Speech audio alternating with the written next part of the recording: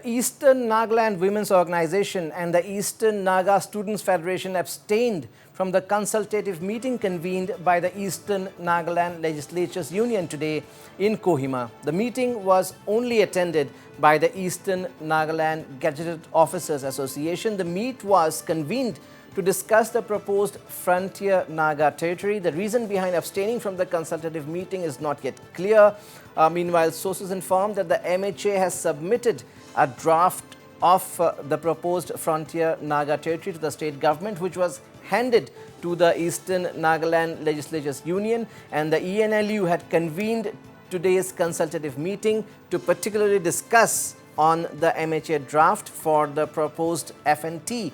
Well, the said draft has not been shared with ENPO till now. The ENPO, of course, has been spearheading the movement demanding the FNT, and the meeting today was called to discuss the draft with the Eastern Nagaland Women's Organization and the Eastern Naga Students Federation, but both abstained from this very crucial meeting. We are joined by our Kohima correspondent 𝗟𝗏𝗏𝗏 at this point in time. But before you go to Sarah, resolutions were also adopted during the meeting between the ENLU and the ENGOA today, and they resolved to approach Chief Minister Rio seeking more time to deliberate on the MHA draft given by the state government to the Eastern Nagaland Legislatures Union. It also resolved to seek clarification from the ENPO President's speech delivered at Tuensang on 9th February. And as part of today's resolution, the Eastern Nagaland Gazetted Officers Association has convened an emergency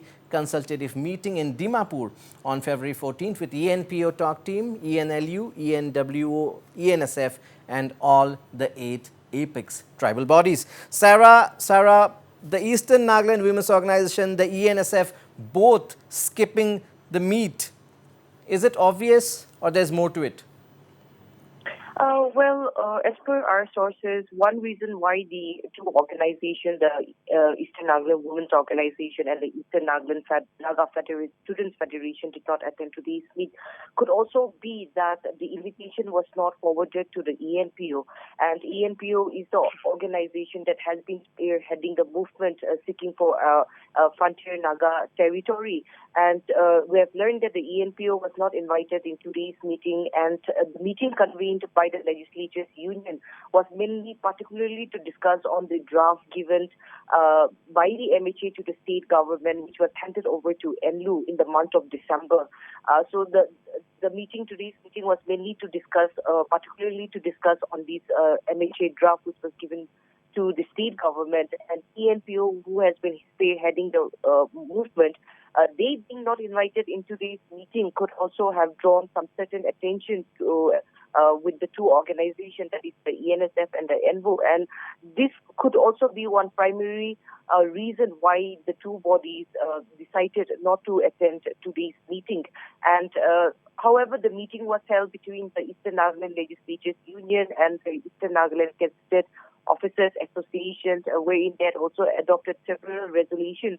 And among the resolutions, they have also decided to seek more time from the Chief Minister to deliberate further on the draft that has been given by Sarah, probably one positive from the meeting is that the Eastern Nagaland Gazetted Officers Association has now convened an emergency consultative meet in Dimapur with the ENPO talk team. So probably can we expect that there will be some progress, at least they'll be meeting in Dimapur. Finally, the draft will be discussed.